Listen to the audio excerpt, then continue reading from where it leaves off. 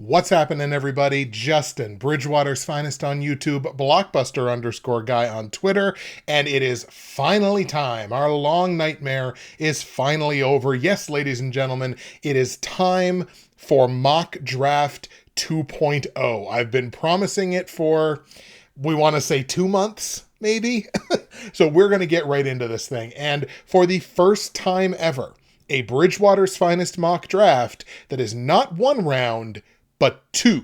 Never done this before. Super interested to see how this is going to work out. I put quite a bit of work into this thing, and we're going to get right into it. Now, the one difference that we're going to see from Mock Draft 1.0, if you've followed my mock drafts before, Mock Draft 2.0 does incorporate pick trading. So I do have a number of mock pick trades, draft pick trades in Mock Draft 2.0. So you're going to be watching out for those. And I'm going to be doing a little bit less of talking about the actual players. Like, I talked about a lot of these players that are going to go in this in Mock Draft 1.0. So I didn't really feel like chewing my food twice. And look, we're so close to the draft. So many people have already talked about all of these players. I, again, feel like I'm kind of chewing my food twice. I'm not sure I'm going to give you a ton of different insights. Like, we'll talk about little things, but in terms of like really breaking down these guys as prospects, there's a lot of way better, prospect analyses and analysts out there. I'm not going to kind of take up your time with that. I'm much more interested and much more focused on where I think these teams are going to allocate these assets. Let's get right into it with the first round and the first overall pick, which I think you can basically set in stone. The Chicago Bears via the Carolina Panthers.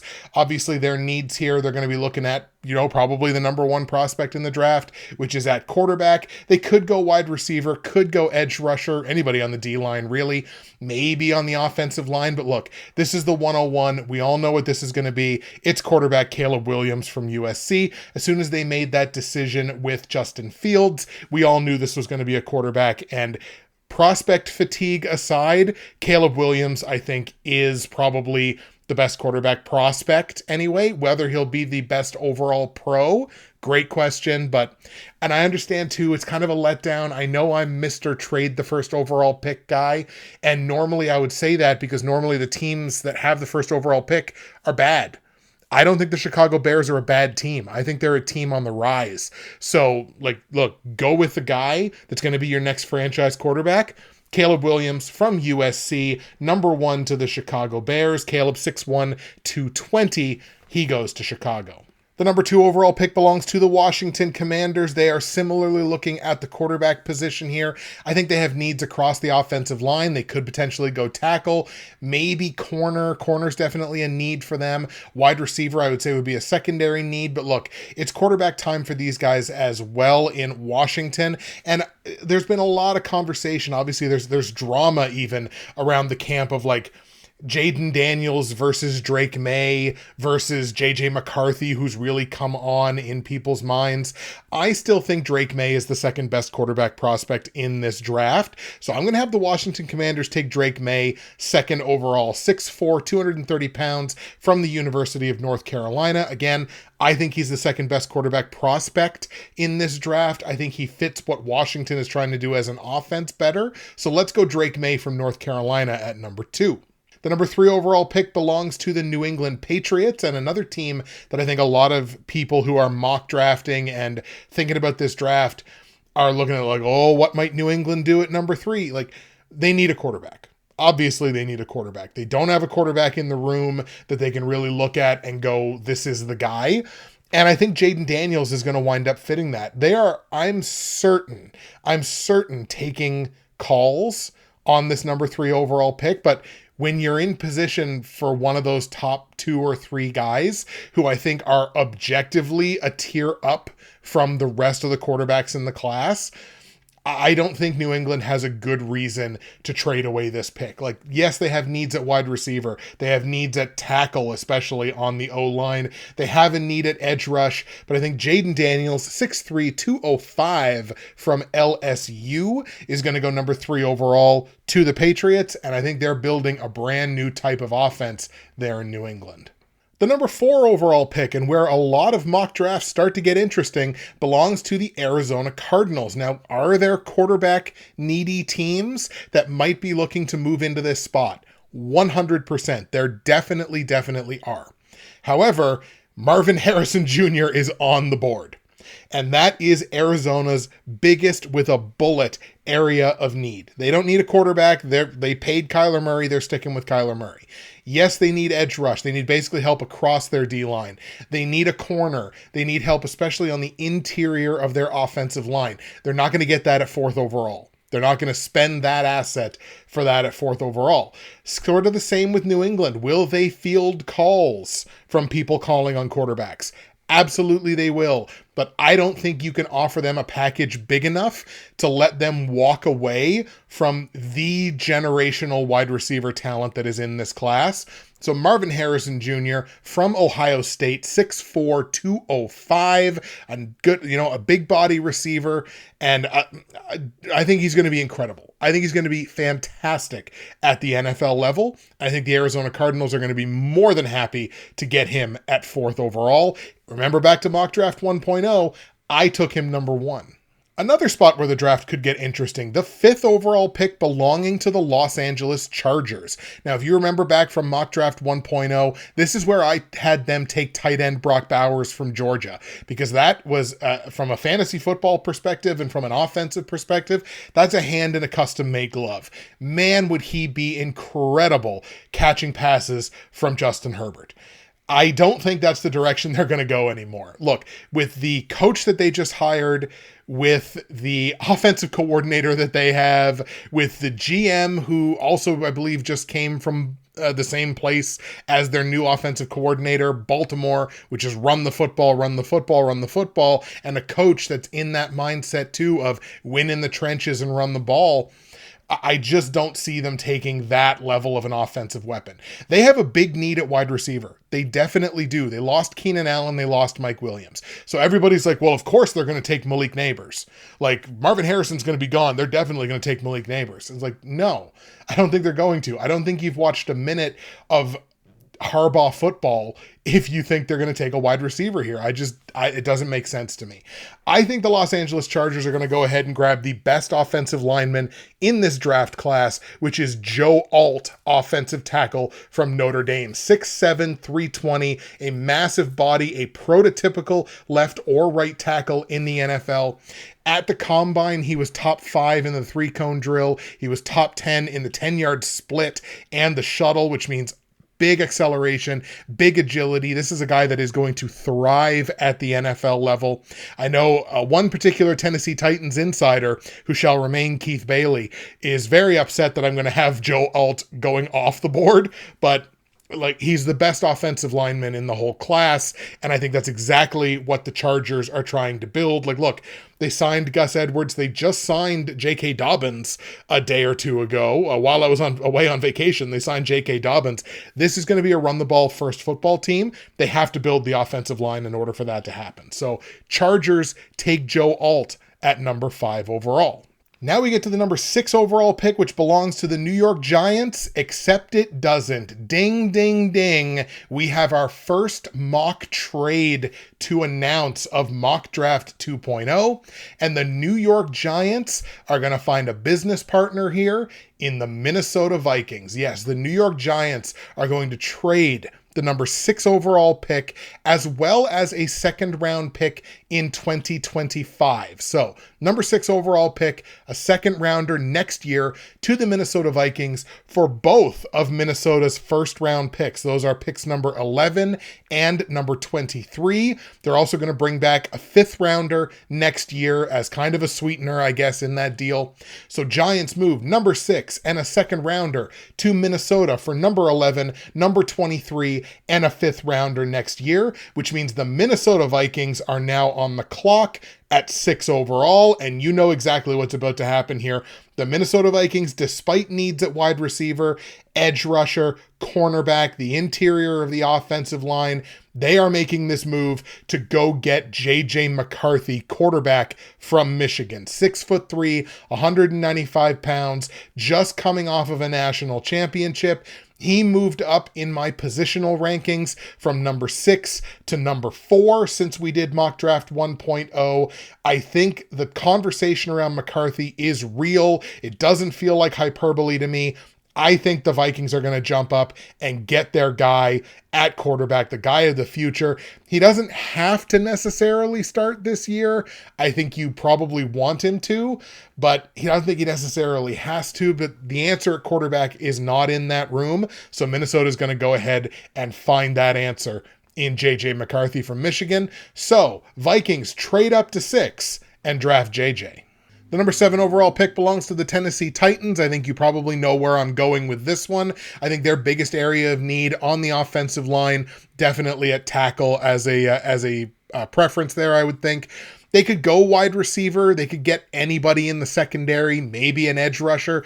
But the second best offensive lineman in this class, I believe, is Olu Fashanu, offensive tackle from Penn State, 6'6", 320. And I think since Joe Alt will be off the board at this point, I couldn't find a reasonable trade-up partner with Tennessee, as I've talked about a little bit before. I don't think you're getting Arizona or the Chargers to move off of this pick. So I'm just going to have Tennessee go ahead and grab Olu Fashanu at number 7 overall. Going to be pretty happy getting a player of that caliber at tackle.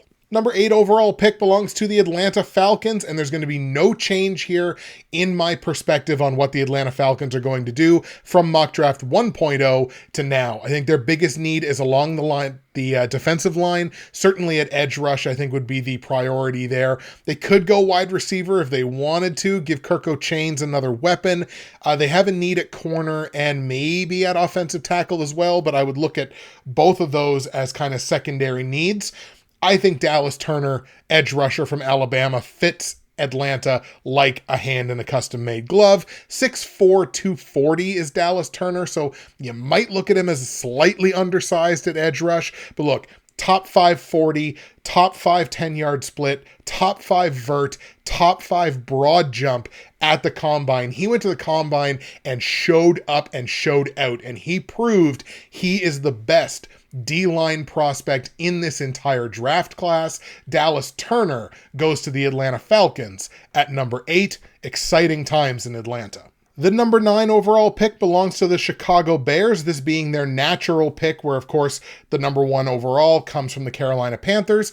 But ding, ding, ding, we have another mock trade to announce. The Chicago Bears are going to get offered a nice little package here from the Jacksonville Jaguars. So Chicago trades the number 9 overall pick out of the conference to Jacksonville in exchange for Jacksonville's pick number 17, pick number 48, which is Jacksonville's second round pick as well, and their 4th round pick this year, pick number 115. So once again, Chicago trades 9 to Jacksonville for 17, 48, and 115. That puts the Jags on the clock, and I think the Jags saw that Malik Neighbors fell out of the first quarter of this first round and said, we ain't letting him fall any further. Jacksonville, I would say, needs at wide receiver big time. They have a need at corner, interior of the D-line and interior of the O-line, but you can address those later on in the draft. Malik Neighbors is the second biggest game-breaking wide receiver in this very deep wide receiver class. 6 feet tall, 200 pounds, out of LSU. Of course, has the pedigree of catching passes from Jaden Daniels. I think Jacksonville goes up and grabs Malik Neighbors and are super happy to have gotten another weapon for Trevor Lawrence. Jacksonville moves up from 17 to 9. They give up picks 48 and 115 to do so and draft Malik Neighbors at number 9 overall. The number 10 overall pick belongs to the New York Jets, and while I think they have a still pretty big need on the offensive line, they were definitely able to address the O-line in free agency. So the pieces that they brought in, I think, are helpful for a team that's kind of in win-now mode, and while you have Aaron Rodgers as your quarterback, you're in win-now mode. So I moved away from tackle, and while it was really tempting to take the next best wide receiver in the class in Rome Odunze, again, wide receiver is so deep, I feel like we can wait on that one. Brock Bowers is sitting right there, tight end from Georgia. The Jets have a need at tight end. They bring in another big weapon for Aaron Rodgers, this time at the tight end position. 6'4", 230 pounds. Brock Bowers from Georgia. He goes off the board at number 10 overall to the New York Jets. And that is a big piece for that offense. Now we come to the number 11 overall pick, which, because of our mock trade, belongs to the New York Giants via the Minnesota Vikings. We just talked about that a little bit. So the Giants, again, moving down from 6 to 11. I think the Giants have a plethora of needs that they could look at here. I don't look at them, obviously, as a team that's looking at quarterback. They can't move on from Daniel Jones until at least next offseason. It's not a veteran-led quarterback room that's a great, you're not going to learn a ton from Daniel Jones, I don't think, because he's still learning how to be a professional and kind of building his legacy and his track record at the NFL level. It doesn't feel like a place to bring in a brand new quarterback again and expect them to learn and succeed. I'm going to go on the defensive line here for the New York Giants, which is also why I felt comfortable with them trading down, because yes, they did give up who I think is the best D lineman in this draft class, but the second best D lineman in the draft class is definitely still there, and that's Jared Verse, edge rusher from Florida State. So that's the way we're going to go here with the Giants, and Jared Verse, another guy that went to the combine and absolutely destroyed.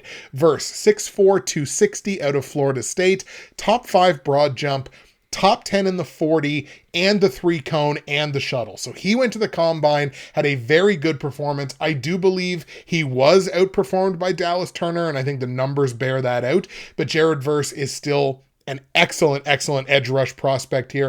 And again, games are won and lost on the line of scrimmage. The Giants are going to get better here at the line of scrimmage and are going to get closer to winning some more football games. Jared Verse from Florida State goes to the Giants at 11. The number 12 overall pick belongs to the Denver Broncos until it doesn't. Ding, ding, ding. Our third mock trade to announce.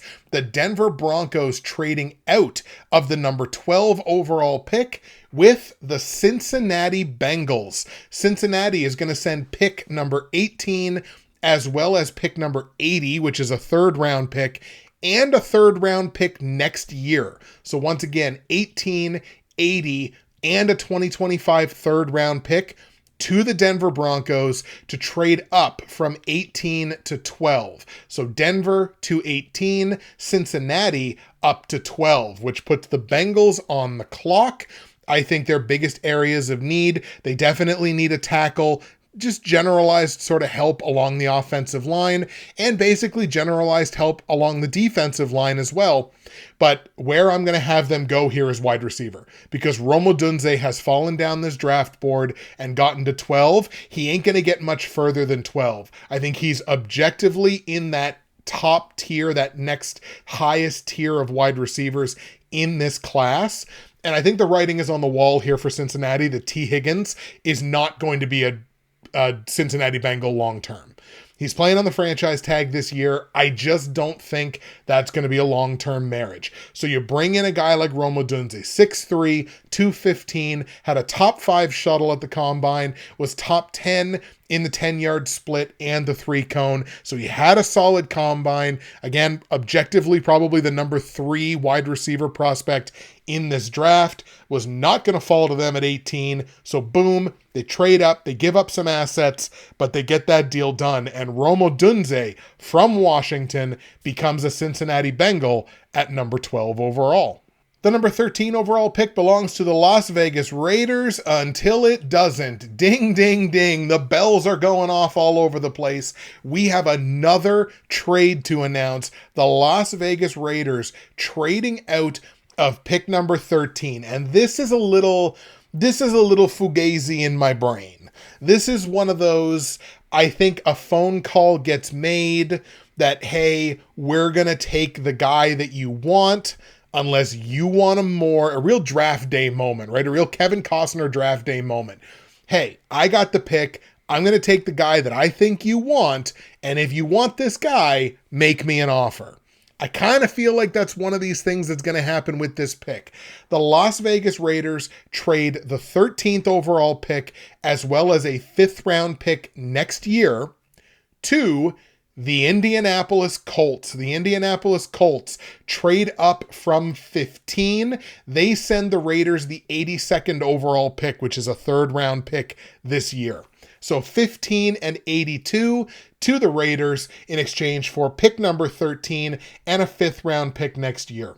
That puts the Indianapolis Colts on the clock. Just for the people that are going to scream at me in the comments about why would the Raiders trade out of this pick if they're still going to pick at the same position group and blah, blah. Look, I've been doing this long enough. I can foresee the things that happen. And look, what do I know? I'm just the guy that called Jordan Love to the Packers in 2020. That's all I am. Anyway, we're going to have the Indianapolis Colts here move up from 15 to 13 in order to take cornerback Nate Wiggins from Clemson. Corner is their biggest area of need. I don't necessarily think that Nate Wiggins is the best cornerback in this class. I think it's debatable. I don't necessarily think he's the best. But what I do think Nate Wiggins does is fits the Colts scheme perfectly. He plays exactly the kind of like that cover 3. That's exactly what he played for most of his career at Clemson. It's what the Colts play among the most of anybody in the NFL. I just think scheme-wise, Nate Wiggins, 6'2", 185 out of Clemson. I think he's the best fit for the Colts, and I think the Raiders can get some value from the Colts in order to make that trade that facilitates Nate Wiggins going to the Colts. So that's what happens. Indianapolis trades up from 15 to 13. Raiders take advantage. Indianapolis gets Nate Wiggins. The number 14 overall pick belongs to the New Orleans Saints, and after, a plethora of mock trades, I don't think the Saints are going anywhere here. I think they can fill any one of a number of needs in this spot. I think they could go anywhere along the defensive line. In particular, I think they need an edge rusher, anybody along the offensive line, and they could go wide receiver here if they really wanted to. But I feel like Latu, edge rusher from UCLA, is falling down this board. 14, I think, is a little bit later than I would be expecting Latu in general to go, but that's where he's fallen in this mock. 6'4", 260, Latu out of UCLA. Definitely fits that need for the New Orleans Saints. I think they go ahead and grab him at 14 overall.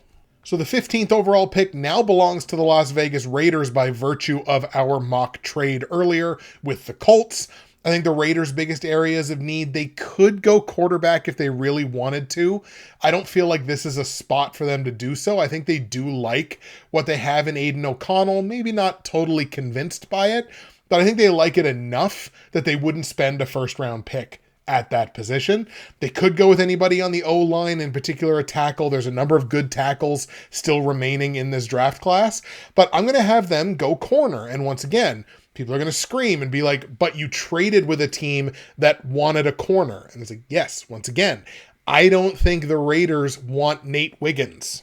I think the Raiders are more than willing to trade for with a team that they know wants somebody like Nate Wiggins. He's not the guy that they're going to target. I think they're looking at Terrion Arnold, cornerback from Alabama, 6 feet tall, 195 pounds. I think a lot of people look at Terrion Arnold as he's the number 1 corner in this draft class. Again, I think this is debatable, but I think the Raiders are more than willing to play that game, only move down a couple of spots, get some draft value from the Colts, so the Colts get the guy they want, and the Raiders still get the guy that they want. So, good piece of business here for Vegas, I believe. Terrion Arnold, corner from Alabama, to the Raiders at 15. The number 16 overall pick belongs to the Seattle Seahawks, and this is a team that has quite a number of needs here, I believe. They could go anywhere on the D-line. They could go anywhere on the O-line. I think linebacker is an area of need for the Seahawks as well. This is another team that could potentially look at a quarterback, maybe if they really wanted to. I don't love it for them with where they're at. I would kind of want to see them trade back if they were going to look at one of the, the back end quarterbacks in this class. I'm going to have them go with the best available D lineman. And as far as I'm concerned, that's Jurgen Newton from Illinois. He's a D tackle. I think he could arguably play edge rush if they wanted him to. So just kind of a generalized improvement to that pass rush. 6'2", 295 is Jurgen Newton. So big body right there in the middle of the D-line. I think that fits the Seahawks to a T. Jurgen Newton goes to Seattle at 16. First half of the first round already done. Let's go to pick number 17, which now belongs to the Chicago Bears by virtue of our mock draft earlier with the Jacksonville Jaguars. Except it doesn't. Ding, ding, ding. The number 17 overall pick is being traded again. The Chicago Bears, for the second time in this draft, are going to trade down. The Bears sending pick number 17 to the Pittsburgh Steelers in exchange for picks number 20 and number 98, which is a third round pick in 2024. So 17 to the Steelers for 20 and 98. So Pittsburgh leapfrogs up over a couple of teams. I think their obvious need here is on the offensive line and at tackle. They definitely need a corner, but I think they can address that later on in the draft. They could look wide receiver if they wanted to. They could look linebacker if they wanted to. Maybe interior of the O-line, but I think tackle is really where it's the biggest area of need for the Steelers. And I think they're going to make this trade up because they see J.C. Latham from Alabama still sitting there after 16 draft picks. I don't think they would expect that. So they're going to jump up a couple of spots here and grab their guy. And that's, to me, J.C. Latham, offensive tackle from Alabama, 6'6", 350, a real big body here. I think is going to be a prototypical right tackle at the NFL level. Let's see it happen. J.C. Latham from Alabama goes to Pittsburgh at 17 after a mock trade. Hey, we got the Denver Broncos now. Remember them? Remember they traded back with the Cincinnati Bengals at, well, I believe it was pick number 12. So they traded back from 12 to 18. The Broncos now on the clock here with the 18th overall pick. They could look at somebody on the defensive line. They could look at a corner, especially an edge rusher there on the D-line for Denver, but they're not going to. They traded back for a reason, and it's going to put a big smile on Billy B's face. The Denver Broncos at 18 overall are going to draft Bo Nix, quarterback from Oregon, 6'1", 220 pounds. I've talked about Bo Nix in Mock Draft 1.0, likening him to Baker Mayfield, just in terms of how he plays the game, his mechanics. I think he just looks like Baker Mayfield on the field.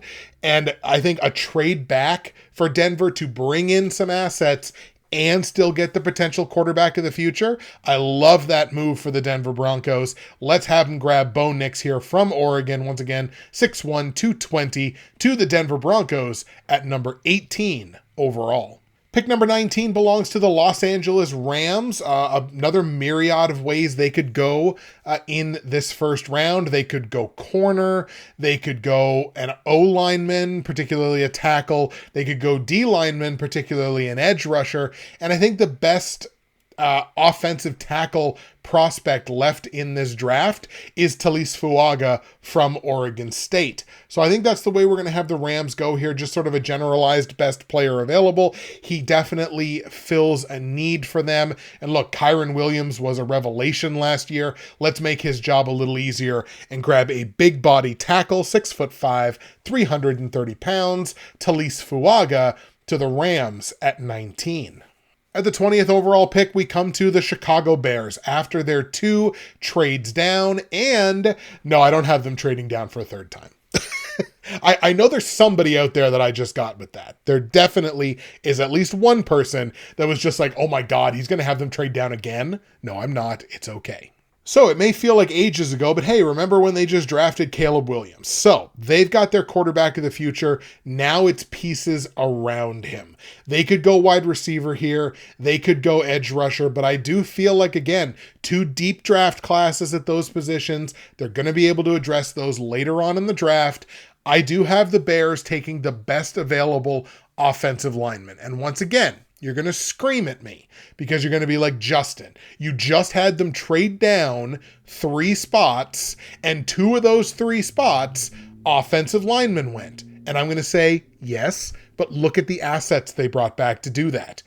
Pick number 48, pick number 115, pick number 98. They brought back a ton of draft capital, young players, young assets, building this team that I think is already good and is going to get better. This is a tidy piece of business in the first round for the Chicago Bears, and they're still going to come away with a top-end offensive line prospect, and that is going to be Troy Fautanu from Washington. And the reason I'm going to covet Fautanu so much for the Bears here, not only because he went to the combine and performed very well. 6'4", 320 out of Washington, a top 10 40, 10-yard split, vert, and broad jump. So he really performed well at the combine, but he is just a generalized offensive lineman. He can play tackle. He can play on the inside. I wouldn't love it if he was playing purely center, but he will probably trend towards being a guard at the NFL level.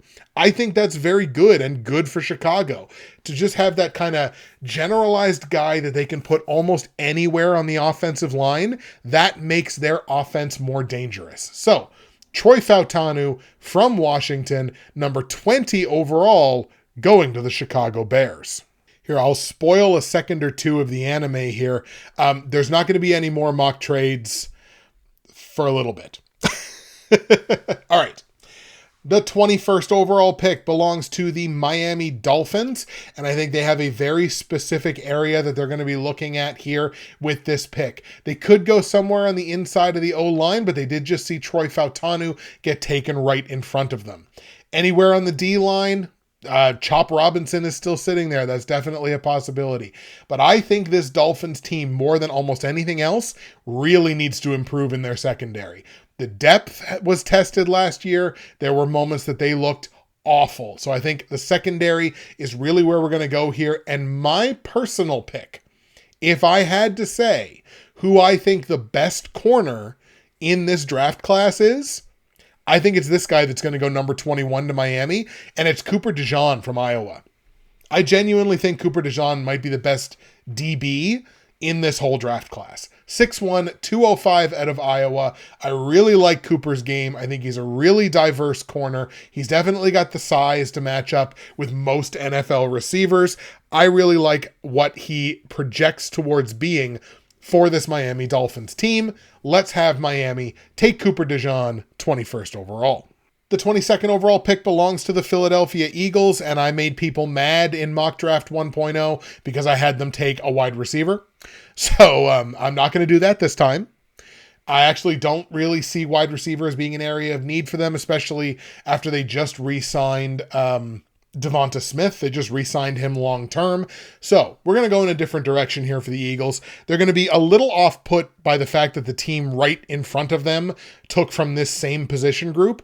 But we're going to have them go corner as well here. I think any DB is a good spot for them.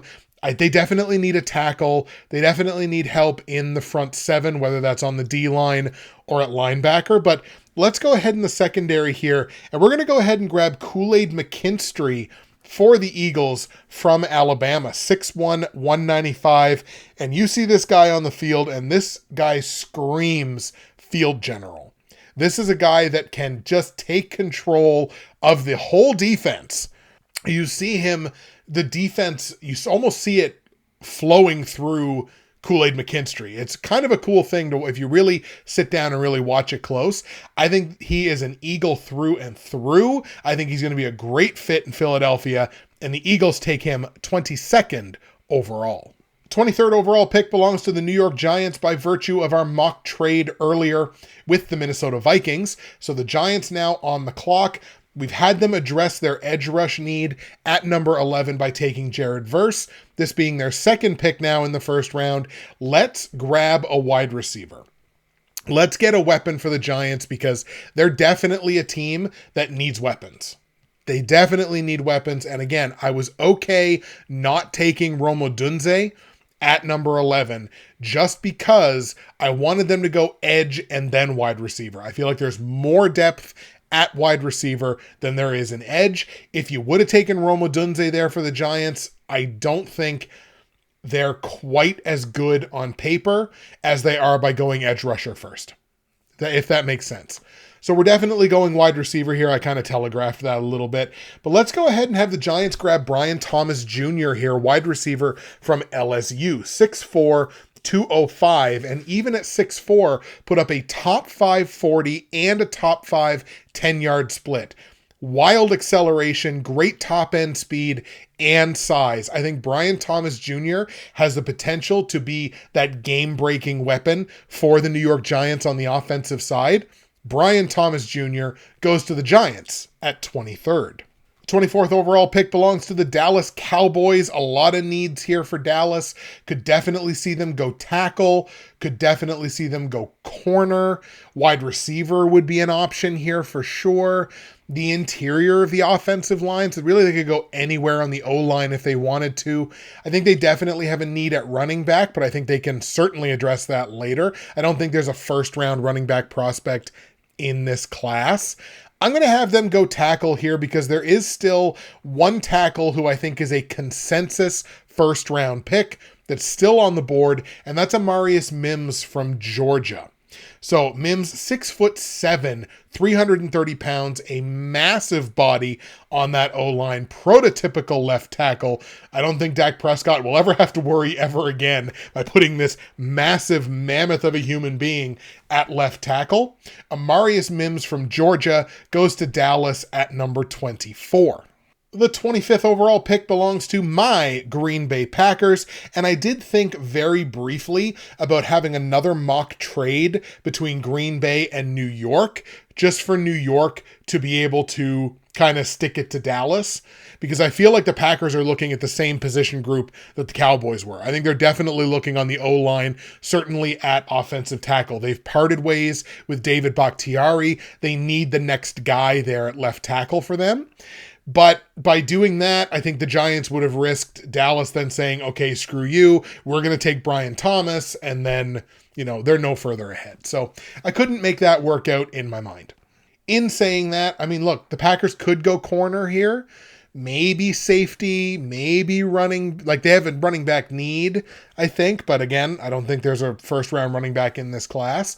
So we're going to have him go with the next best offensive tackle prospect that's on the board. And Jordan Morgan from Arizona is still right there. Another decent-sized body, 6'4", 310. He may project up maybe even a little bit more on the inside of the offensive line, but I think he's the best tackle prospect still left on the board. So that's where I think Green Bay goes at number 25. Jordan Morgan from Arizona goes to the Packers. The 26th overall pick belongs to the Tampa Bay Bucks. Again, a number of places they could go. I very briefly did. Again, I think I had them go with Bo Nix in mock draft 1.0. So a quarterback certainly could have been possible there, but they're definitely running Baker Mayfield back. They're running Mike Evans back. So that's two of their needs right there, I think, wide receiver and quarterback, that I don't really think you spend a first-round pick on.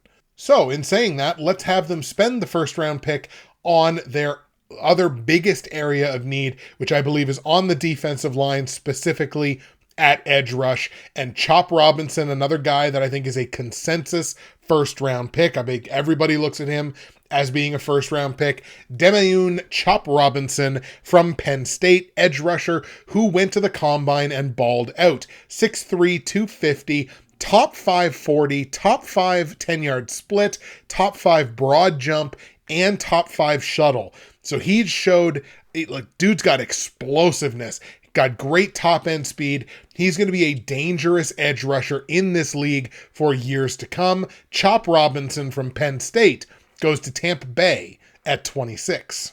Pick number 27 belongs to the Arizona Cardinals by way of the Houston Texans. That was a real world trade, not a mock one. So Arizona obviously has already addressed their biggest area of need at wide receiver. Let's go ahead and have them take a look. They could have gone edge rusher there. If Chop Robinson wouldn't have gone right in front of them, then I think I think they would have jumped all over Chop Robinson. But since he did go right in front of them, I think I'm going to have them look at corner here. And I think the best corner left on the board is probably Quinion Mitchell from Toledo. 6'1", 200 pounds, went to the combine, had a top 5 40 and a top 10-yard split. So he's a fast corner, decent sized. I think Quinion Mitchell fits Arizona's needs there. Let's go ahead and have them grab him at number 27. The 28th pick belongs to the Buffalo Bills, and boy, is their need ever obvious in this spot. It's definitely at wide receiver. I mean, another spot where maybe I could have seen them try to make a move up for like Brian Thomas Jr. or whatever. They definitely need DB help and D-line help as well, but they'll be able to address that later in the draft. I think they 100% need the best wide receiver available here, and I'm going to have them grab Adonai Mitchell, wide receiver from Texas. 6'4", 190 pounds. He moved up in my personal rankings from number 7 into a top 5 spot since I did mock draft 1.0. Entirely on the strength of his combine. He went to the combine, had a top 5 40, a top 5 broad jump, a top 10-yard split, and a top 10 vert. He had a very good combine, and I think he really improved his draft capital there. I would have looked at him as like a marginal first-round pick. I think he's very firmly going in the first round now. So Adonai Mitchell from Texas goes to Buffalo at pick number 28. The 29th overall pick belongs to the Detroit Lions. A number of places the Lions could go here. I think they have needs across their secondary, especially at corner. They could go on the D-line. They could grab a wide receiver here maybe if they wanted to. The interior of the O-line definitely needs some help. And Graham Barton from Duke is sitting right there if we wanted to go in that direction. It was really tempting here for me to go corner. But I felt like if I was going to go corner with them, I'd have them trade down a few spots. And I didn't find a reasonable trade down spot with Detroit. So I'm going to have them go edge rusher here. And I'm going to have them take Braylon Trice out of Washington. 6'3", 280 pounds. I think he complements that D-line very, very well. This is going to be one of those picks that I don't think a ton of people are going to agree with. A lot of people are going to want them to go wide receiver here. And a lot of people are going to want them to go corner as well. And I can totally get that on both accounts. But I'm going to go Braylon Trice, 6'3", 280, edge rusher out of Washington, goes to Detroit at 29. Pick number 30 belongs to the Baltimore Ravens. Again, we haven't had a trade in a while. We're not going to have it here because I believe the Ravens' biggest area of need at wide receiver is definitely one that you can address here. Corner, kind of the same deal. I could have them trade down if I wanted to go corner. D-line, sort of the same deal. I probably would have had them trade out of the first round if I was going to do that. I think Xavier Worthy from Texas was just so damn impressive in the combine and leading up to this point. I'm going to have Baltimore grab him because, look, a speedy sideline threat is exactly what I think this offense needs to go to the next level. And I think that's exactly what they're going to do. Xavier Worthy from Texas, 6'1", 170, moved up in my personal rankings at wide receiver from 8 to 6. He went to the combine, had a top 5 40, a top 5 10-yard split, a top 5 vertical, and a top 10 broad jump. Performed very, very well there, obviously, at the combine. Obviously, his 40 got all the attention there, but I think that's enough to catapult him into the first round, and I think that's a great spot for Baltimore to grab him. So let's grab Xavier Worthy for Baltimore from Texas at the 30th overall pick. Just 2 picks left here in the first round. Pick number 31 belongs to the San Francisco 49ers until it doesn't. Ding, ding, ding. We have a trade to announce.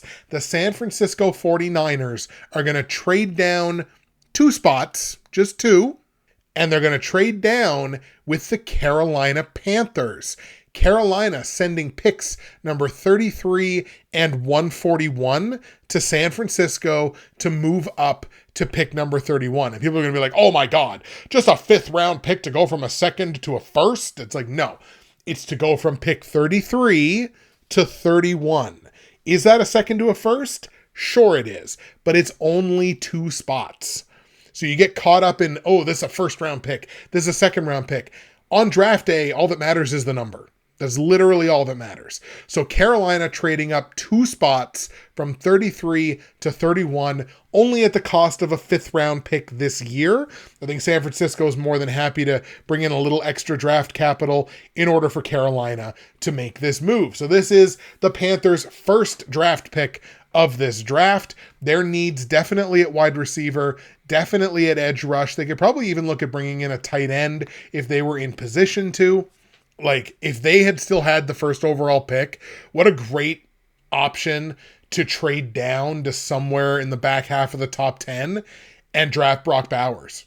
Wouldn't that have been great if they hadn't have just already traded away what wound up being the first overall pick in order to get Bryce Young? Anyway, look, that's in the past. Can't do anything about that. Carolina moves up 2 spots here from 33 to 31, and they're going to draft Keon Coleman, wide receiver from Florida State.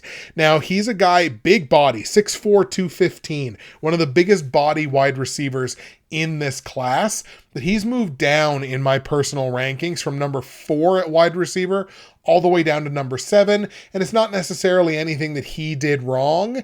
It's what other wide receivers have done so right leading up to this point. So Keon Coleman still being on the board, I still think he's a consensus first round pick, and that's why I think Carolina will covet leapfrogging the Kansas City Chiefs, who are probably going to look wide receiver as well, leapfrogging them in order to grab Keon Coleman. So Florida State's Keon Coleman, wide receiver, goes to Carolina at number 31 after a mock trade with the Niners.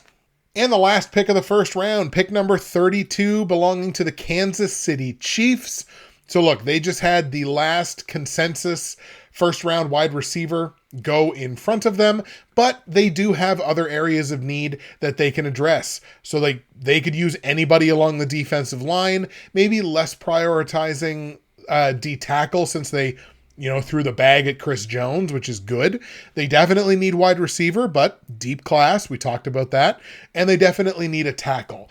I'm going to have them go ahead and grab Graham Barton here from Duke.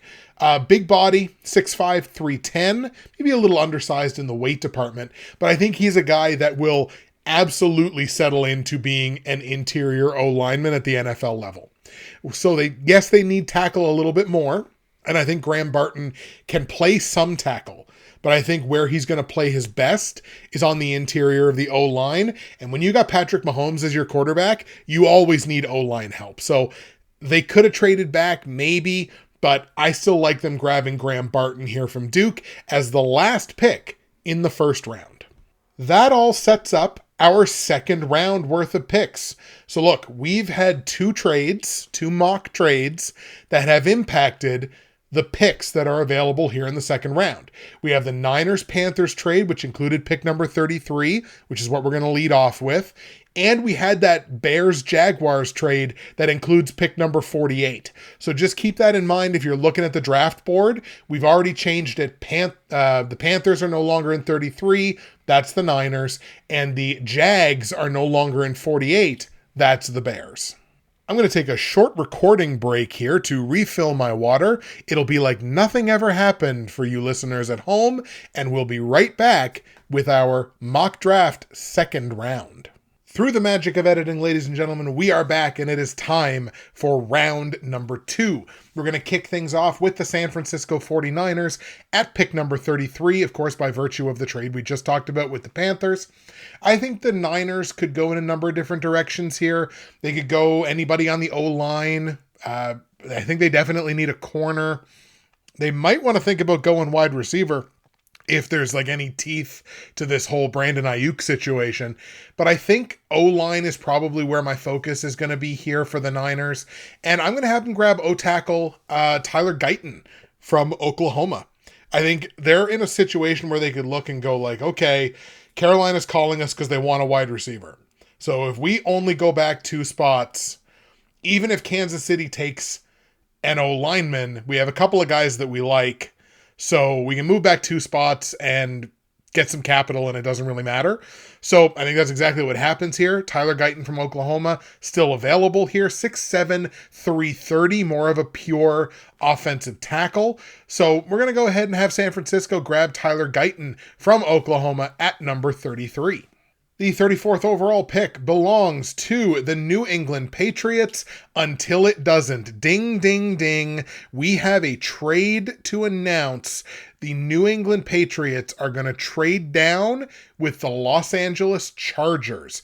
The Patriots sending pick number 34 to the Chargers in exchange for picks 37 and 140. So again, 37 and 140 to the New England Patriots, 140 being a 5th round pick in exchange for pick number 34, and that puts the Chargers on the clock. Now, the Chargers on the clock here at 34, you're going to be going, surely,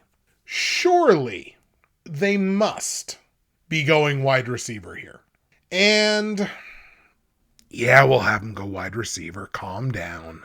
So yes, Chargers fans can breathe a sigh of relief. We do have them going wide receiver here at pick number 34, and that's wide receiver Troy Franklin from Oregon. 6'2", 180 pounds. I think a little undersized at the wide receiver position, but he had a very successful career at Oregon, and I think he will certainly be a weapon available for Justin Herbert.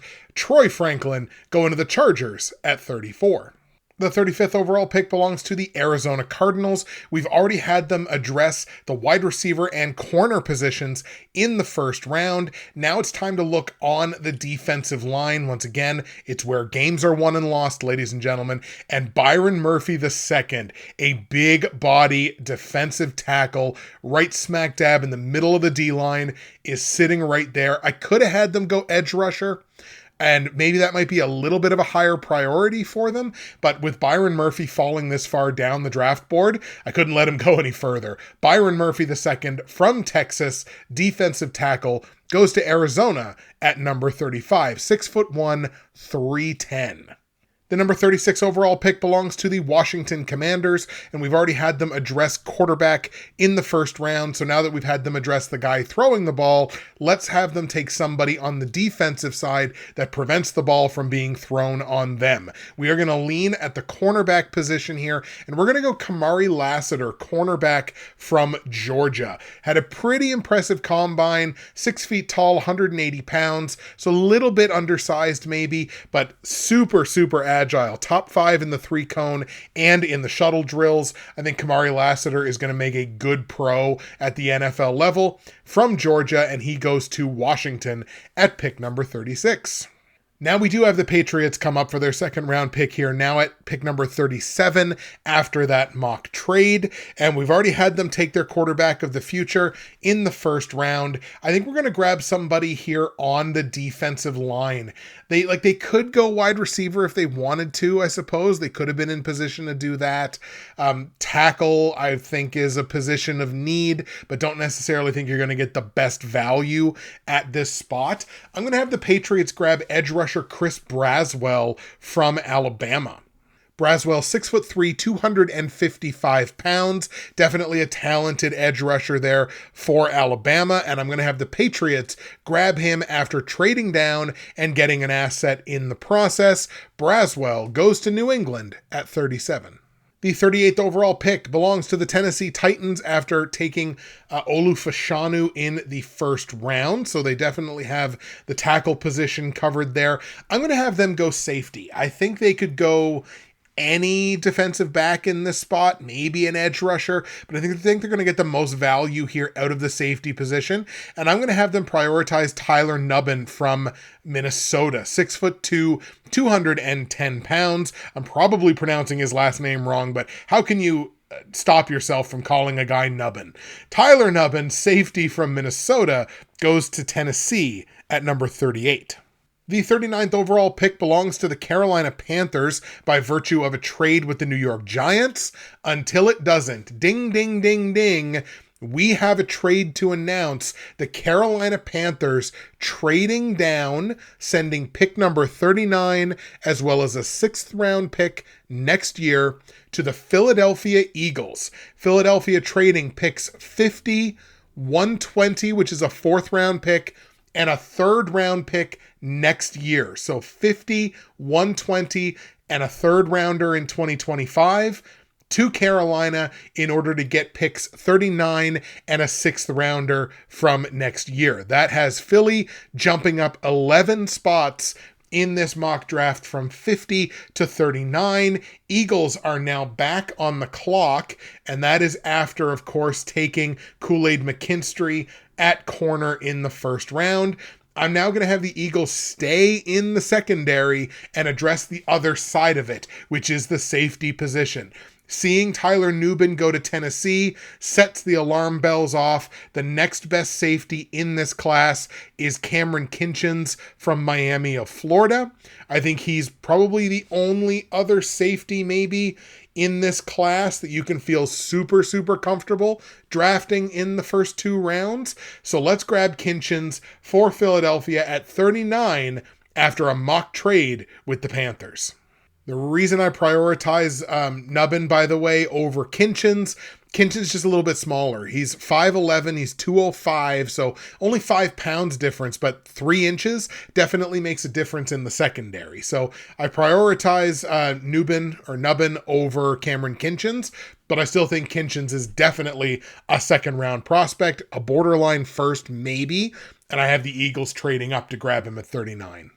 Pick number 40 belongs to the Washington Commanders by virtue of the trade with the Chicago Bears. So Washington, they got their quarterback, they've got their cornerback. Now I'm going to have them play some focus on the offensive line, particularly at tackle.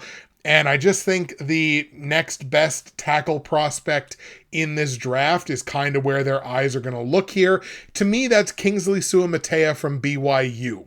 6'4", 330 pounds. Once again, out of BYU, I think he's the best tackle, pure tackle prospect left on the board. So let's have Washington grab Suamataia at 40th overall. The 41st pick belongs to my Green Bay Packers, and after taking a tackle in Jordan Morgan in the first round, I'm going to have them stick on the O-line, man. O-line with the first 2 picks. They're going to look on the interior this time, and the best pure center in this draft class, Jackson Powers Johnson, out of Oregon, is sitting right there, 6'3", 335. I have very high hopes for this guy, and I can't wait for him to be a Packer at number 41 overall. This, of course, being the pick that the Packers got by virtue of the trade with the Jets. So, Packers get 41 overall, and I think they turn it into Jackson Powers Johnson, and all of a sudden, this O-line is starting to beef up again. The 42nd overall pick belongs to the Houston Texans until it doesn't. Ding, ding, ding. We have a trade to announce, and this time, it's the Raiders trading up instead of being the team that's trading back. The Houston Texans trade pick number 42 to the Las Vegas Raiders in exchange for the Raiders' second-round pick, which is 44, and a 5th-round pick next year. So a 5th rounder in 2025 for the Raiders to move up from 44 to 42. I think Houston's more than happy to take that. And the reason that the Raiders are going to do this, in particular, they want to leapfrog the Atlanta Falcons just to take any possibility of this off the board. The Raiders trade up 2 spots in order to draft Michael Penix Jr., quarterback from Washington. Now, Penix has dropped in my personal quarterback rankings from number 4 to number 6. He still deserves to be a high draft pick. And again, I talked about it earlier. I think the Raiders like what they have in Aiden O'Connell, but they're not necessarily married to Aiden O'Connell as their franchise guy. Here they can grab Michael Penix Jr., put him in the quarterback room, have these 2 guys kind of play off each other, compete off of each other. Kind of like what New England was doing with, Mac Jones, Bailey Zappi, and then bringing in a guy like Nathan Rourke. That's a lot of young, hungry competition in the quarterback room. That's what I think the Raiders are trying to accomplish here. So they trade up 2 spots, and they leapfrog Atlanta to do it. Only because I think the slightest possibility could exist that in the second round instead of the first, Atlanta might be willing to go quarterback there. So let's just have him jump up and grab Michael Penix Jr. there. from Washington at number 42 and kind of take the risk out that Atlanta might snipe him right in front of them. Then you've got Atlanta up, obviously, at pick number 43. And the Falcons, again, I don't particularly think they were looking quarterback, but that's the Raiders kind of not leaving that to chance. You know what I mean? Jumping up and taking their guy. For Atlanta, I think the focus here in the second round is probably in the secondary, and I think their biggest need there is at corner. I'm going to have them grab Ennis Rakestraw Jr. from Missouri. 6 feet tall, 190 pounds, maybe slightly undersized for a corner, but a very talented guy, maybe a borderline first-round pick. If he goes in the first, I'm not going to be super, super shocked, but you kind of need a bit more of a run on corners in the first round, I think, for that to happen. This is a good spot for him to fall to in Atlanta. He doesn't have to be the top guy in that secondary. Falcons take Ennis Rakestraw at number 43. Then you got the Houston Texans, who again just pulled that tidy piece of business to trade down 2 spots, bring in a 5th round pick. You got the Texans up now via the Las Vegas Raiders. The Texans' area of need, we would potentially look wide receiver, although having just brought in Stephon Diggs, probably not. Potentially a D tackle, potentially an O tackle, potentially corner, although watching Rakestraw go right in front of them, they may not prioritize that as a position. I'm going to have Houston go at D tackle, mostly because T'Vondre Sweat is falling down my board, and I think he's the next, that's the next best spot for him to go in at. So we're going to go T'Vondre Sweat, defensive tackle from Texas, 6'4", 360 pounds. Sweat goes to Houston, stays in the state of Texas. I think they're going to love him in that locker room. Houston takes Sweat, number 44. And Houston making that trade down means that they do stay right in front still of the New Orleans Saints, who I think are also probably looking at the D tackle position after going edge rusher in the first round. They need a lot of help on their D line. So I think they're probably looking at D tackle here as well. And I'm going to have them take Leonard Taylor III from Miami of Florida. They could go with an O-lineman. They could go with a wide receiver like Xavier Legette is still sitting there. If they wanted to go in that direction, could the Saints? But I think Leonard Taylor is the best prospect for their needs still available. 6'3", 305, one of those big bodies up the middle. I think that just makes the defense in general quite a bit better. So Leonard Taylor III from Miami of Florida goes to New Orleans at 45. We then have the 46th overall pick, which belongs to the Indianapolis Colts, until it doesn't. Ding, ding, ding. We have another mock trade to announce where the Colts are going to send pick number 46 to the Pittsburgh Steelers. The Steelers sending picks 51 and a 4th round pick in 2025 to the Colts in order to move up from 51 to 46. So once again, Steelers move up from 51 to 46. Trading down are the Indianapolis Colts. Pittsburgh comes up after taking a tackle in the first round. Again, J.C. Latham at 17 overall. I have them now looking on the defensive side of the ball. I would say their next biggest area of need, they've got to take a corner. And Kalen King from Penn State. Talk about guys staying at home. Kalen King from Penn State is sitting right there, a little undersized at corner at 5'11", 190, but very talented, borderline first round pick. I think Pittsburgh is comfortable moving up those extra couple of spots. I would say he's probably the last borderline first round pick at corner in this class. So Pittsburgh trades up with the Colts in order to grab Kalen King from Penn State. Pick number 47 belongs to the New York Giants via the Seattle Seahawks. The Giants have already addressed wide receiver. They've already addressed edge rusher. I'm going to have this is kind of tough. This is a tough spot for them to be in because I don't think they're big areas of need. I don't think you have a guy who is like a fringe first rounder still available. So I'm going to have them go corner because there's still a number of talented corners available in this class. I'm going to have them go TJ Tampa from Iowa State, 6'2", 200 pounds.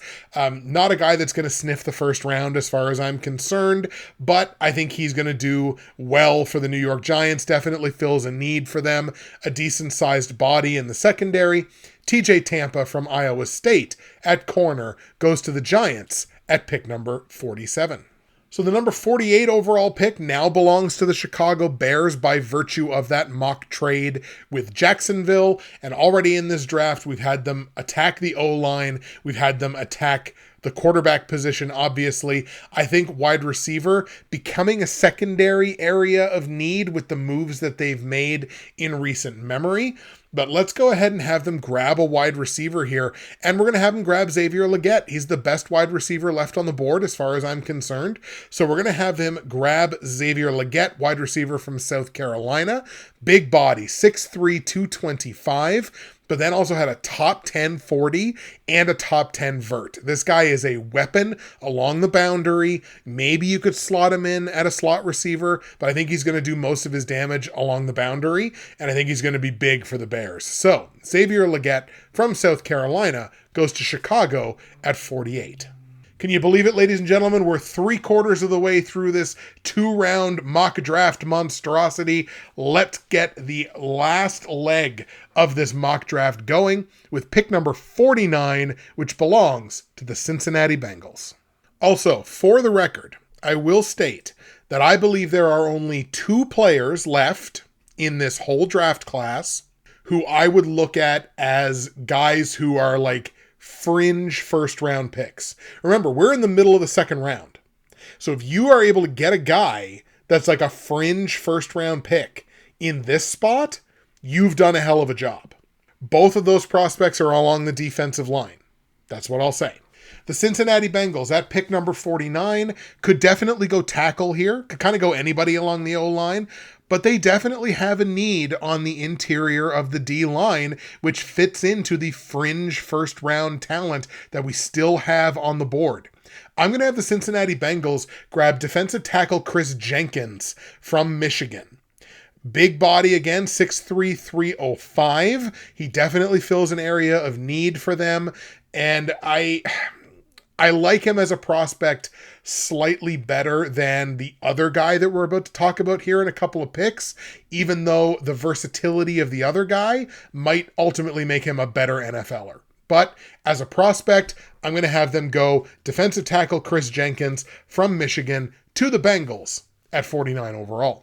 Now, we come back around to the Carolina Panthers at pick number 50 by virtue of that mock trade from earlier with the Philadelphia Eagles. So Carolina has the pick that was originally New Orleans' pick, I believe. It was New Orleans to Philly and then now to Carolina at number 50. They could go edge rush in this spot for sure, or they could go tight end. And I'm going to try to give Bryce Young a little bit of support here. We're going to go ahead and grab Jatavian Sanders, tight end from Texas. It's almost like drafting another offensive lineman. 6'4", 245, big for a tight end for sure. I think he is a very well-rounded tight end prospect who is going to do well in the blocking game, or can certainly hold his own in the blocking game, but is also going to be a weapon offensively for the Carolina Panthers. And this is all kind of about building the offense. I think the Panthers defense actually showed some good things last year. So if they can just kind of continue to build on that and bring in these offensive pieces for Bryce Young, that's what I want to see the Panthers doing and focusing on. That's why we're going to go Jatavian Sanders to Carolina at 50. Pick number 51 now belongs to the Indianapolis Colts by virtue of that mock trade from earlier where the Steelers moved up to 46. So this is a spot for the Colts here where I think since they've already attacked the corner position, we are going to have them go safety. I don't see them as needing sort of the last guy that is a, fringe first rounder. So I'm going to have them go with the safety position, just generally with these top 2 picks attacking the secondary to improve the secondary. And at safety, I'm going to have them grab Kalen Bullock, safety from USC. Tall, lanky, 6'3", 190 pounds. So you'd like to see him maybe put on a little more weight to survive at the NFL level. But I think he's got a ton of talent. I think he definitely helps this Colts secondary. Kalen Bullock, number 51 overall to Indianapolis. We have the number 52 overall pick now, which belongs to the Los Angeles Rams.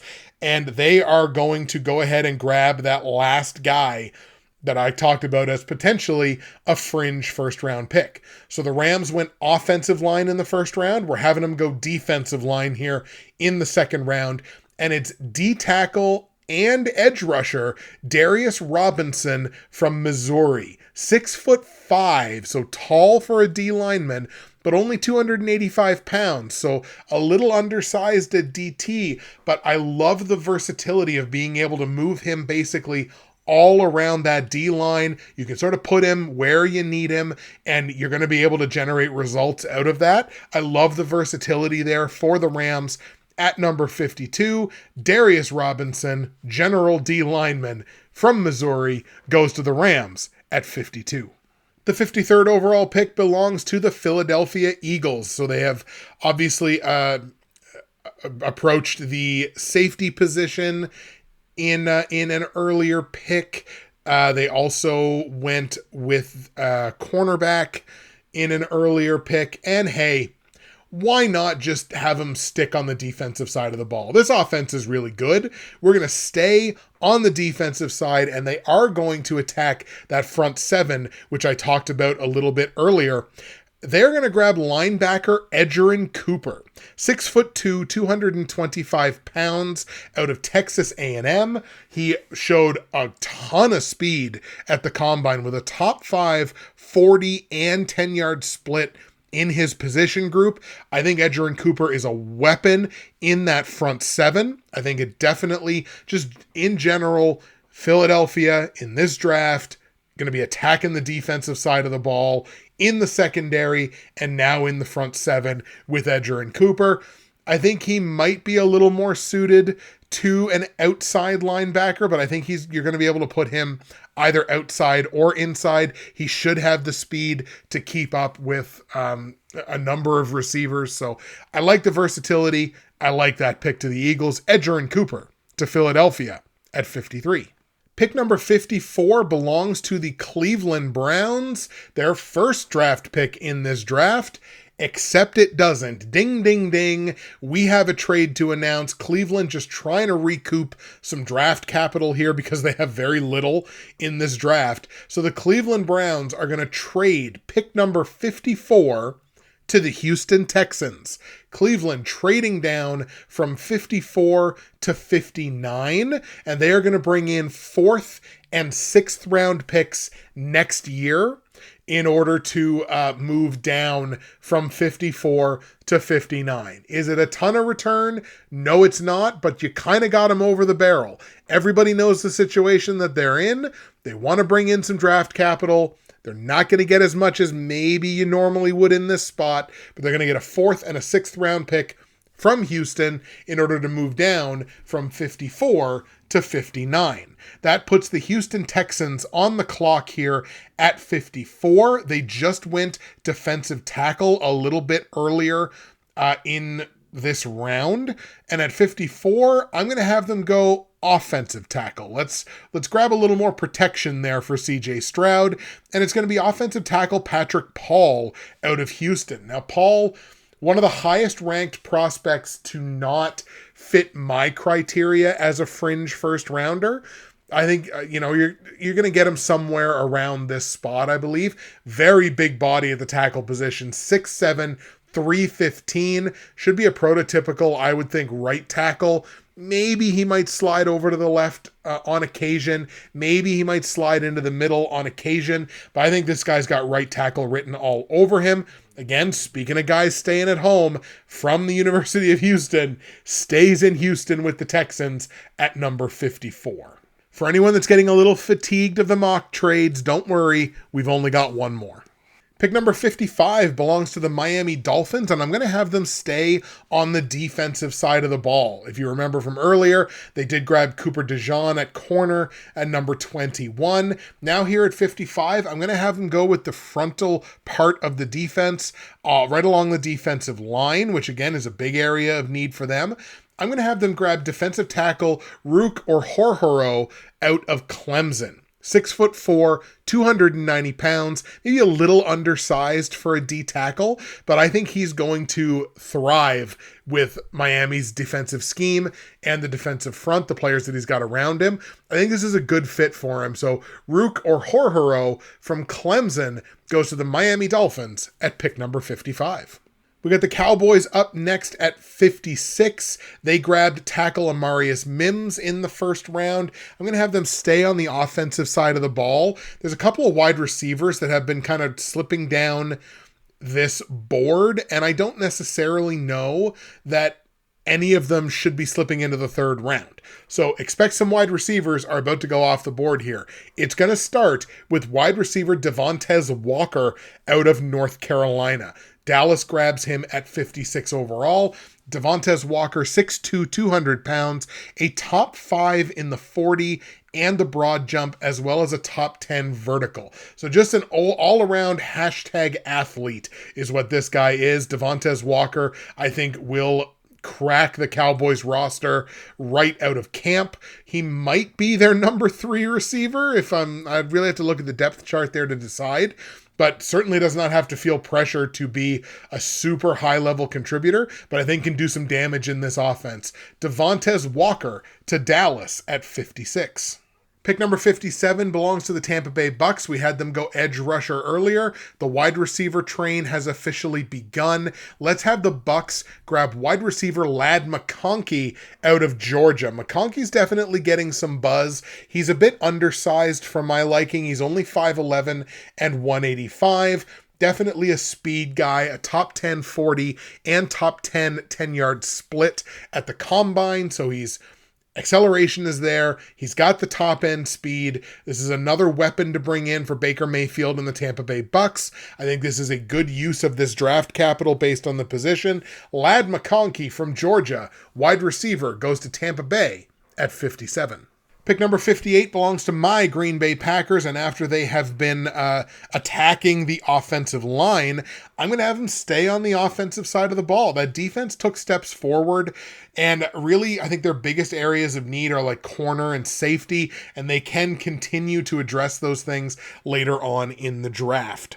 So since this is the third pick for the Packers, I'm going to go with a little bit of a vanity pick here. No one's taken a running back yet, and I think the Packers have a need for depth in that running back room. Let's have them grab running back Jonathan Brooks out of Texas. 6 feet tall, 205 pounds. I think he's somewhat of a better pass catcher than the other running back that I would have given some consideration to in this spot, which is Trey Benson. I don't necessarily know that whether Brooks or Benson are going to ultimately wind up being the better pro, but I wanted to take the better pass catching back, and I believe that's Jonathan Brooks. Once again, 6 feet tall, 205 pounds out of Texas. We've got him going to my Green Bay Packers at pick number 58. Another weapon for Jordan Love. Now, we finally come to the Cleveland Browns, picking at pick number 59 after that mock trade with the Houston Texans. Biggest areas of need here for Cleveland, I would say linebacker is definitely number 1. Maybe corner. The interior of the O-line would be nice. I think they're in a spot here where they can address the need at linebacker, and especially after seeing Edger and Cooper go right in front of them to Philly at 53. That's kind of what facilitated the trade down. They can do that, bring in some draft assets, and not have to worry about losing Jeremiah Trotter Jr. from Clemson. That's who I have them going with at linebacker at pick number 59, 6 feet tall, 230 pounds, a top 5 3-cone, and a top 10 shuttle from this most recent combine. And look, I just think this guy's an athlete that definitely improves the linebacker core across the board. He can play on the inside, he can play on the outside, and I just think it's a very solid pick for Cleveland. And again, after seeing Edger and Cooper go right in front of them, it's definitely the move for them to make from a value perspective. Trade down, still get the guy you want. Jeremiah Trotter from Clemson goes to Cleveland at 59. Pick number 60 belongs to the Buffalo Bills, and of course they went wide receiver in the first round at pick number 28, taking Adonai Mitchell, and they're going to go wide receiver again, because who in the world is Josh Allen going to throw the ball to other than Dalton Kincaid? That's not fair to Khalil Shakir. He's been good. But I have them going wide receiver. Let's double it up. Let's fill those wide receiver coffers in this draft class where you've got good ones. And you've got Jalen Polk sitting right there from Washington. He's getting some buzz. Had a pretty good combine where he had a top 10 10-yard split and a top 10 broad jump. Athletic guy from the University of Washington, 6'2", 205, fits the size bill. I think he's a different wide receiver than Adonai Mitchell. Adonai Mitchell, I think you'd want to sort of be your boundary guy, whereas you can bring in a guy like Jalen Polk, and I think he's like tailor-made to be a slot receiver in the NFL. So that fills two big needs right away for the Buffalo Bills. I really like it. Jalen Polk from Washington goes to Buffalo at pick 60. Just 4 picks left, and we go to the Detroit Lions. Pick number 61. If you remember, we had them go edge rusher in the first round, grabbing Braylon Trice out of Washington. I'm going to have them stick on the defensive line. I'm going to have the Detroit Lions build an impenetrable D-line, and they're going to use both of their top 2 draft picks in order to make that happen. I'm going to have them go defensive tackle Brandon Dorless out of Oregon. Yes, they need corners. They definitely do. They can continue to address that in the latter part of the draft. I genuinely believe that, but we're going to get the two of the best D lineman prospects that are going to be available to them. Dorless, 6'3", 290 pounds out of the University of Oregon. I think he's a very dynamic D lineman in the middle there. And I think, the combination of Dorless and Braylon Trice is a big upgrade to that pass rush for the Lions. Brandon Dorless goes to Detroit at pick 61. Besides, doesn't that just feel like 2 Dan Campbell picks? It does to me. Pick number 62 belongs to the Baltimore Ravens, except for our final mock trade. Ding, ding, ding. We have a trade to announce. The Baltimore Ravens trading down with the Chicago Bears. This is the Chicago Bears draft. I talked about it. I put it on Twitter a couple of weeks ago. This is the Chicago Bears draft. It's their draft to lose, not just because they have the first overall pick, but because of the assets they have, the assets they can move around, and the areas they can address. They've addressed quarterback. They've addressed wide receiver. They've addressed O-line. Baltimore trades 62 and a 4th round pick next year to the Chicago Bears in exchange for 2 third round picks. Remember pick number 98 that they picked up from the Pittsburgh Steelers earlier in this draft? Chicago sends picks 75 and 98 to the Baltimore Ravens in exchange for pick 62. That's what gets them to this spot. The one thing they haven't addressed yet is the defensive line. I think the best edge prospect left in this draft class is Jonah Ellis from Utah, and that's who I have the Chicago Bears taking at 62. Jonah Ellis from Utah, 6'2", 245, the best edge rusher left in this draft class. He goes to the Chicago Bears at pick number 62. 2 picks left and no more mock trades. The San Francisco 49ers at pick number 63 after taking earlier in this second round Tyler Guyton out of Oklahoma. I have them going on the defensive side, particularly at corner, which I think is their biggest area of need defensively. And I have them grabbing cornerback Kyrie Jackson out of Oregon. So Jackson had a pretty good combine, top 5 broad jump and a top 10 10-yard split. So he's got a good break on the ball. He's athletic, 6'3", 195. So again, lanky, lengthy guy in the secondary, I think is a weapon there for the Niners on the defensive side of the ball. Kyrie Jackson goes to the Niners at 63 overall. And our final pick of Mock Draft 2.0 is the Kansas City Chiefs at pick number 64. And they are going to go wide receiver. We're going to close this thing off with a wide receiver, and that is Roman Wilson out of Michigan. 5'10", 185 pounds, burner speed with a top 10 40 and a top 10 10-yard split at the combine. And this is a guy that reminds me of another non-first round 5'10" wide receiver drafted by the Kansas City Chiefs, and that's Tyreek Hill. Is Roman Wilson Tyreek Hill? No chance. Not at all. But an undersized speedster just reeks of a Kansas City Chief draft pick. So, Chiefs take Roman Wilson, number 64 overall from Michigan, and that brings to a close Mock Draft 2.0. 64 mock picks, 1, 2, 3, 4, 5, 6, 7, 8, 9, 10, 11, 12 mock trades. How do you think I did by your team? These usually make people mad. So I'm looking forward to how mad this makes people. But look, what did you think? What do you think I get right? What do you think I'm totally off base on? What did you like? What didn't you like? Let me know in the comments section below, and enjoy the NFL draft in 2024. It will be here before you know it. That's it for me, Justin, Bridgewater's Finest on YouTube, Blockbuster_guy on Twitter. Mock Draft 2.0 is in the books. Again, I hope you had fun. Let me know in the comments section below. Reminder, this is just a mock draft. I am not your team's GM, but I did call Jordan Love to the Packers, so maybe I should be.